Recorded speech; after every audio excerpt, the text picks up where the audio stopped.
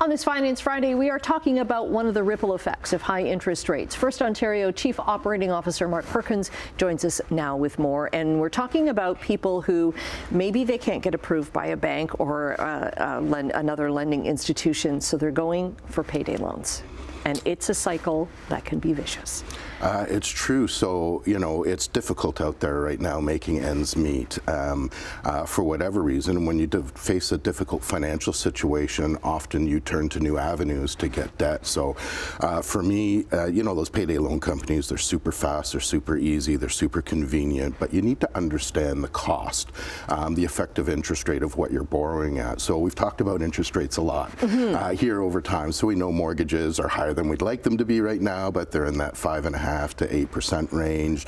A line of credit might be 7 to 10. A personal loan might be kind of 8 to 15. And credit cards, which we generally assume are the highest cost of debt, are in that 18 to 25% range. Which we think of as being very high. Very high. But when you look at a payday loan, it is astronomical. Yeah, the effective interest rate of a payday loan is somewhere in the 300 to 600% range.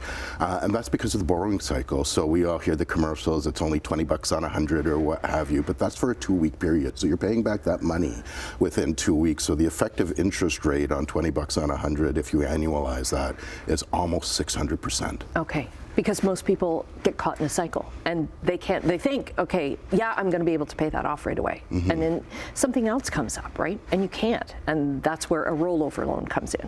Yeah, so the the Financial Consumer Agency of Canada, I always feel like I'm bringing new acronyms here, or FCAC. They did a survey last year. So around 4% of the Canadian population used a payday loan company in 2023. Just under half of those was for an emergency. Most common would be car breakdown, family emergency, medical emergency, had to have some costs. About 40% are in that 22 to 45-year-old age demographic.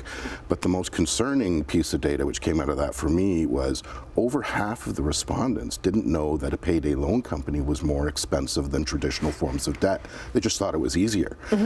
So it goes to your point about, did they think they could get approved at a bank or a credit union, or did they think of it as a lender of last resort? Right, because it can take time to get approved. Like you're not just going to be able to, in many cases, walk in and walk out 5 minutes later with a loan like that. So how do you break the cycle if you're in that?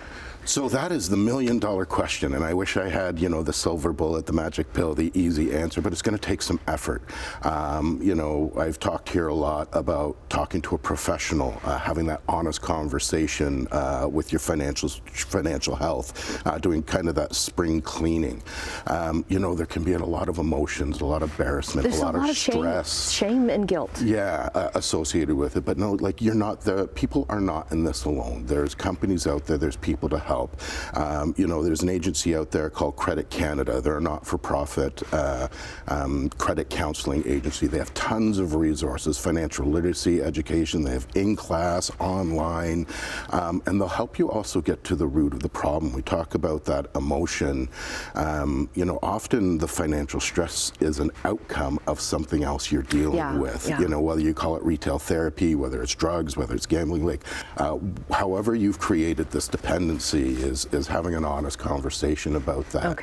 And getting the help you need, right? And so these agencies will help line you up and try and get to the root of the problem, but it's really about that first step, that honest conversation. With any change in behavior, any change in habit, that first step is really hard. It's the hardest one to take. And the next ones will be easier, and then one morning you'll just wake up and you'll have a healthy relationship with money and hopefully also a balanced account. That's why we have these segments, Mark. Thanks very much. We'll get the links up at, if you have a financial question or topic that you'd like covered, email financefriday@firstontario.com. And if your question or topic is covered on air, you'll get a gift card from FirstOntario.